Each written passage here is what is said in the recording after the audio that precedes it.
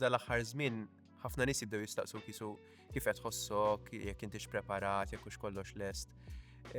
U bil-mod il-mod tibda tirrealizza li joqos dik, joqos l-oħra. U il-preparazzjoni tal-ordinazzjoni sseħħ ukoll anke bejn l-affarijiet l-oħra li għandek, jekk hux l-università, jekk hux il-ħajja tal-parroċċa, jekk hux is-seminarju. Ekku allura da jkun żmien illi tibda tipprova tara minn fejn minn hawn jew minn hemm ħataqta' xi ħaġa biex b'xi mod qisu tissettilja ftit u tgħid alright issa vera. L-ewwel ħaġa li ġibt miegħi biex b'xi mod tiddiskrivi min jiena huwa ritratt tal-familja tiegħi. Il-ġenituri tiegħi Caroline u Raymond. Għalija l-ġenituri huma barka kbira ħafna għaliex kienu dawk li mxew miegħi il-mixja kollha.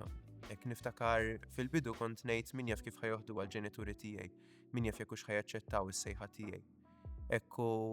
Niftakar kont bżgħid ftit u mort inkellem il-ġenituri darba fil-għaxija kien il-ħadd u qedtilhom isma' jiena dil-ġimgħa ħanibatt littra tal-applikazzjoni għas-seminarju.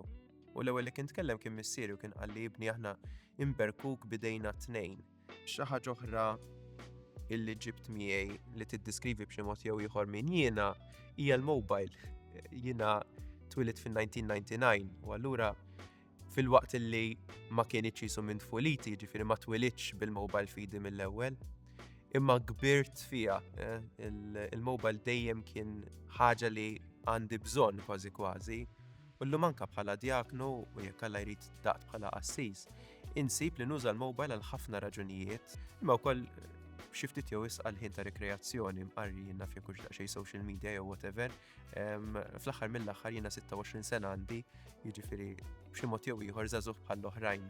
Hemm affarijiet li sostnewni u li neħtieġ spiritwalment. Fis-sena barra aħna nagħmlu esperjenza ta' rtir u jiena kont għamilt xahar ġo dan il-monasteru Plas Cardinebbi ġewwa l-Iskozja. Għalija kien mument kbir ta' barka fejn bħal donnu l-ħajja tieqaf dal-monasteru qiegħed in the middle of nowhere. Imma kien mument li kelli bżonnu biex nara triq il-qudiem. Kien mument deċiżiv fejn qed iva jiena din is-sejħa tiegħi, jiena il-mulej qed isejjaħli biex inkun qassis. U hemmhekk skoprejt mod speċjali id-devozzjoni Marjana ta' kuljum kien importantissimu għalija li nieqaf nitlob ir-Rożarju, u Marija kienet dik li verament tenitni. Għalija l-asperges dak li nużaw biex imbirku id-djar huwa tifkira ta' biex ngħidlek where it all started, jew aktar milli where it all started, isu mument deċisiv qabel is-seminarju. Ma l-mument li vera għenni biex niddeċidi kien meta kont abbati u konna qegħdin induru d-djar fi żmien il-għid, il-qassis ibirek id-djar u f'kull dar li dħalna kien hemm familja li lesta li tilqa' lill-qassis u li taqsam miegħu il-ħajja tagħha. L-aħħar ħaġa li ġibt miegħi hija dan il-maktur. Dan huwa maktur li jien se nkun qed nuża f'nar l-ordinazzjoni, da żommu ommi. U wara li l-Arċisqof jidlek il-pala ta' jdejna bil-żejt tal-griżma, il-ġenituri tagħna jimsħu il-idejna permezz ta' dan il-maktur. U għalija dan il-maktur jissimbolizza wkoll ir-roots tiegħi minn fejn jien ġej għaliex huwa magħmul minn membri tal-familja tiegħi. Dawn huma ġranet qawwijin ħafna għalina il-mument li toqrob lejn l-ordinazzjoni.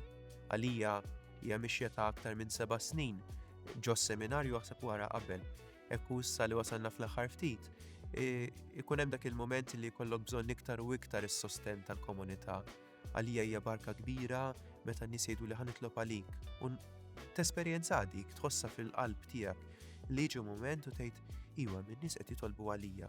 U dik issostnina ħafna lilna.